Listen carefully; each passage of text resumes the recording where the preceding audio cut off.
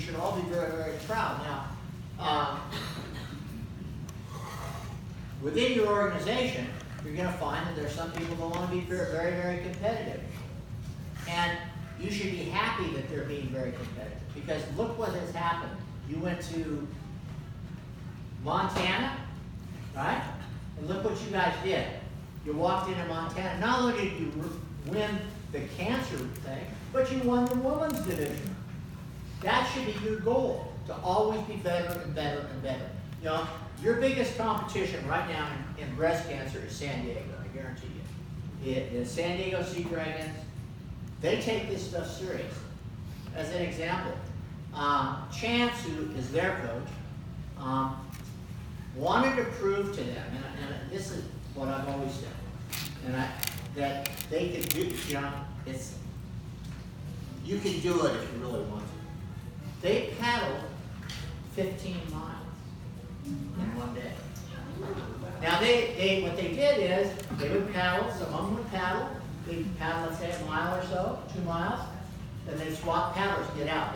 But they did it, they had a big marathon type thing. And you can do this, and I will never forget, you had a coach down here from I don't know where it was, one day, and we were out here in the bay, and we were just past the 2nd Street Bridge, that way.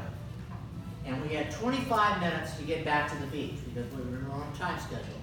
And so, they started to turn the boat around to go back the short way to the beach. And I said, don't turn the boat around. And the person, the coach says, well, why not? I says, it's 20 minutes that way if they do nonstop paddling. That boat did nonstop paddling for 20 minutes. It's probably the first time that they ever actually done nonstop paddling. And they got there back on time. They were so stoked that they were able to do that. So when your coaches, whoever is coaching you at that time, wants to push you a little harder, accept it. You're not all going to be able to do it. But accept the fact that you might be able to do it. And just, you know, that extra 10 strokes or extra 20 strokes. You know, I remember Aero Dragons. I was an outrigger paddler for years. I was a paddleboard racer, and that's a prone paddleboard racer, not a stand-up guy. And I paddled from Catalina to the mainland. All right? And so we were talking, and the outrigger paddlers were all saying, oh, you dragon boat guys, all you can do is 1,000 meters and you're dead. Right? So Mary Melton said, no, we can do it just anything you can do. And so we took a dragon boat over to Catalina and paddled it back 37 miles. It's not 37 miles back to from Catalina. They paddled from 2 harbors to Cabrillo Beach, and from Cabrillo Beach all the way back to Long Beach, just to prove it all. So when you talk about being involved in a sport that gives you lots of possibility, just try to make that extra push. Now, there's nothing wrong with having, as Lard now has, as Aero Dragons has done, as Rogue has done. You have a rec team, and you have a competitive team. Those that want to be competitive, that want to push hard, and they want to go around that bay nonstop, 2 times or 1 time without stopping, that's fine. The ones that want to be the rec team, they can't do that or don't feel they can do that, that's fine too. Don't look down on anybody, you're all equal, you're all the same. It's just some people have a little bit more drive than others. You know, and I think that I personally have watched Pink's kind of acceleration of their ability in the past year. You guys have gotten much better than you were a year or 2 ago. And one of the biggest frustrations for me as an official was to be watching you, like at Long Beach, at these races, and you take out of the hole, and you'd be a half a boat length, 3/4 of a boat length ahead of everybody until the 400 meter. And then at the 400 meter mark, it was like somebody flushed the toilet. reason for that is that you weren't pushing yourself far enough.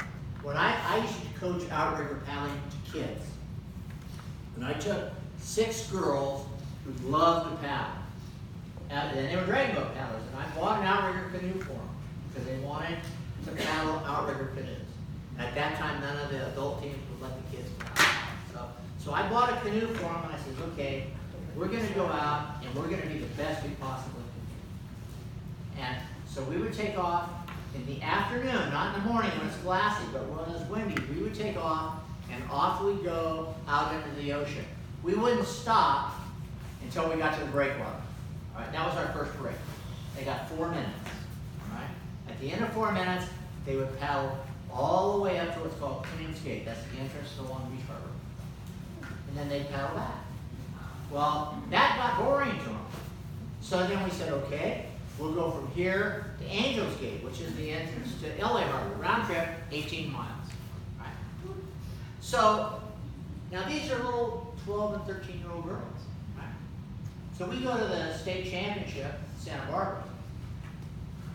And they're watching them warm up, and the person that's running the race says, these guys are too good for their age group. We're going to move them up to the 16-year-old age group. All right? So what happened? They got in the 16-year-old age group. Now, our oldest paddler at that time had just turned 15. They took 2nd place in the state championships. The next year, they go, and they say, well, these girls are too good. We're moving up to the 19-year-old. They took 2nd place again. And they would have won it, but the problem is they got a boat that was a really heavy boat. Everybody that paddled that boat, even a certain girls' team or women's team, that's a world-class world, said it's the slowest boat they've ever seen. Right? So, but why did they do it? Because they paddle all the time. And you guys can do that too. For those of you that want to be competitive, you get in that boat, you paddle around the channel once, one complete loop, and then the coaches can do their coaching. They can say, well, you need to work on this, you need to work on that. That's the rule. But just remember, you are part of a huge picture, a huge, huge organization. Not only here within Southern California, but and probably within the next couple of years, we will have a Southern California championship. In other words, we will race here, we'll race in San Diego, we'll race in Santa Fe Dam, we'll race in Castaic, and somewhere up in Santa Barbara. Have like a week. That's what Dr. Chen and I are working on. Any questions? Everybody happy that they're part of this? Yes.